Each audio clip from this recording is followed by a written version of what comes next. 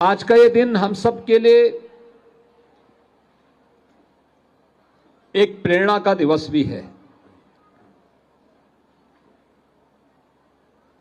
गुरु तेग बहादुर जी महाराज को इतनी यातना क्यों दी गई थी? क्योंकि उस समय मुगलों ने पूरे भारत का इस्लामीकरण करने की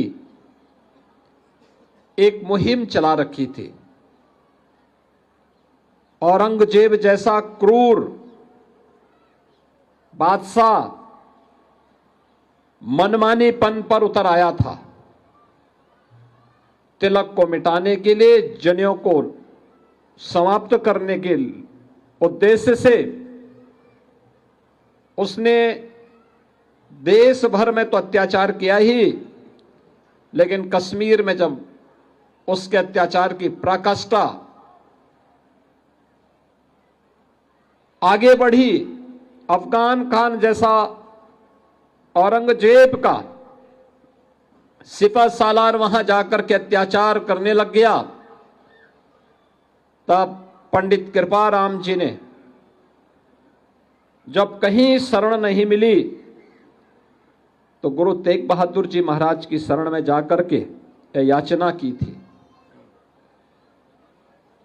याचना गुरु तेग बहादुर जी महाराज के सामने हो रही है, लेकिन गुरु गोविंद सिंह जी महाराज जो मात्र 9 वर्ष के हैं, वो गुरु तेग बहादुर जी महाराज से कह रहे हैं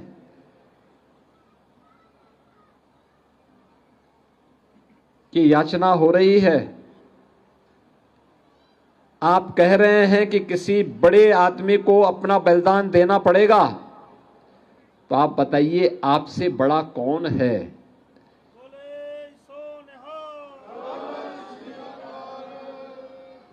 आप याद करिए 9 वर्ष की उम्र क्या होती है। और फिर गुरु तेग बहादुर जी महाराज ने उस अत्याचार के खिलाफ आवाज उठाई। गुरु तेग बहादुर जी महाराज को कैद कर दिया जाता है। भाई मतीदास को पहले यातना दी जाती है, आरे से चीरा जाता है।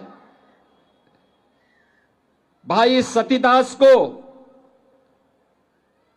रुई के बंडल में डाल करके उसमें आग लगाई जाती है, और भाई दयाला को उबलते हुए पानी के डेग में डाल करके उन्हें बलिदान कर दिया जाता है। और गुरु तेग बहादुर जी महाराज तब भी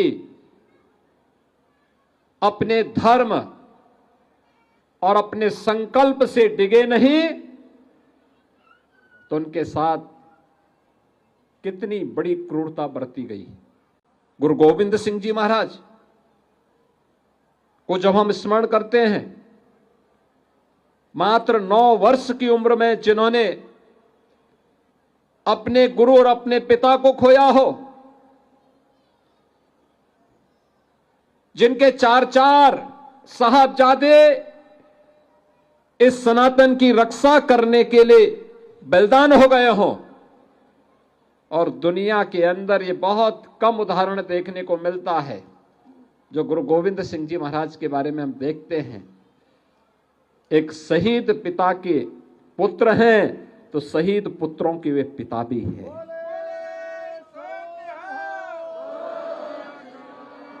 आज ये मेरा सौभाग्य है कि मैं भी अयोध्या धाम से आ रहा हूं। देश के यशस्वी प्रधानमंत्री आदरणीय श्री नरेंद्र मोदी जी आज अयोध्या में आए थे। श्री राम जन्मभूमि पर भगवान श्री राम के भव्य मंदिर का निर्माण कार्य पूर्ण होने के उपलक्ष्य में आज भारत की सनातन का भगवा ध्वज का आरोहण राम मंदिर के शिखर पर हुआ है, एक भव्य समारोह में हुआ है। यही वह भगवा ध्वज है जिसकी रक्षा करने के लिए सिख गुरुओं की परंपरा और पीढ़ी की पीढ़ी अपने आप को बलिदान करती आई है। ये वही परंपरा है। याद करिए 1510 से लेके 1515 के बीच प्रथम गुरु नानक देव जी महाराज अयोध्या धाम में श्री राम जन्मभूमि मंदिर में दर्शन करने के लिए जाते हैं और 1528 में एक विदेशी आक्रांता बाबर के सिपह सालार के द्वारा मंदिर को तोड़ दिया जाता है और उस समय बाबर के अत्याचार को देखते हुए गुरु नानक देव जी महाराज ने बाबर को जावर कह करके उसके कृत्यों को पूरी मजबूती के साथ उसका विरोध किया था। आगे की परंपरा भी, जब अयोध्या में राम जन्मभूमि के लिए जब भी संघर्ष हुए, सिख गुरुओं ने, सिख योद्धाओं ने, निहंगों ने, संतों ने, राजाओं ने, सामान्य नागरिकों ने, माताओं और बहनों ने अपने आप को बलिदान देने में कहीं भी पीछे नहीं हटे, कभी पीछे नहीं हटे। और अयोध्या के बारे में जो बात हम सबको स्मरण रखनी होगी, साम्राज्य आए गए, पीढ़ियां आई गई, लेकिन एकमात्र अडिग थी, वह थी आस्था। और जो आस्था आज अयोध्या में फिर से 500 वर्षों के बाद श्री राम जन्मभूमि पर भगवान राम के भव्य मंदिर के निर्माण को पूरा करने के इस महायज्ञ का साक्षी बनी है। और वही आस्था आज यहां पर भी हम सबको देखने को मिल रहा है। 350 वर्षों के बाद भी हर सिख और हर सनातनी गुरु तेग बहादुर जी महाराज, भाई मतीदास, भाई सतीदास जी, भाई दयाला जी के प्रति अपनी कृतज्ञता ज्ञापित करते हुए अपनी आस्था को व्यक्त करता है। और आज आप सबको मैं ही स्मरण दिलाने के लिए आया हूं। याद करना, सत्य को कोई धूमिल नहीं कर सकता, उसको झुटला नहीं सकता। गुरु गोविंद सिंह जी महाराज के 4 साहबजादों को भले ही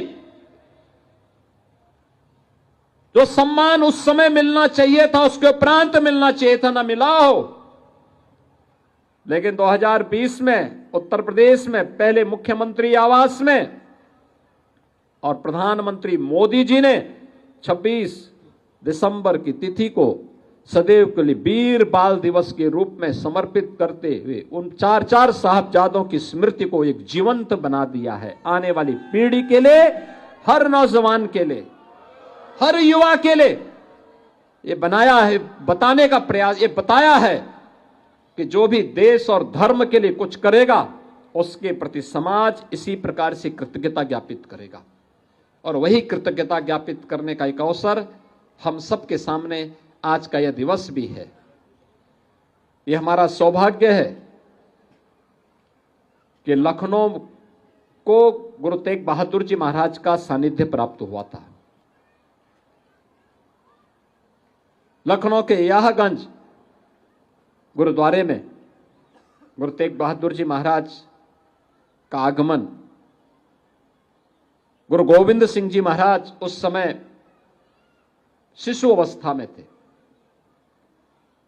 और वह स्मृति आज भी उसी रूप में याहगंज में हम सबको देखने को मिलती है। वहां का तेज, वहां का अध्यात्म इस सिख परंपरा के गौरवशाली क्षणों में से एक है। यह हमारा सौभाग्य है कि उत्तर प्रदेश में इन स्मृतियों को और मजबूती प्रदान करने में उत्तर प्रदेश सरकार और भारत सरकार योगदान देने की दिशा में कृत संकल्पित है।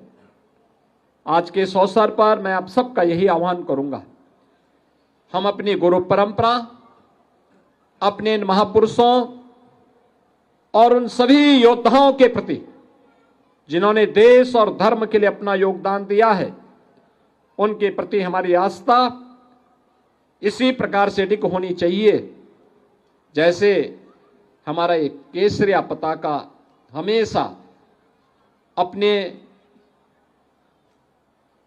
अडिग रूप से सदैव हम सबको एक नई प्रेरणा प्रदान करता है, आगे बढ़ने के लिए एक नई ऊर्जा प्रदान करता है।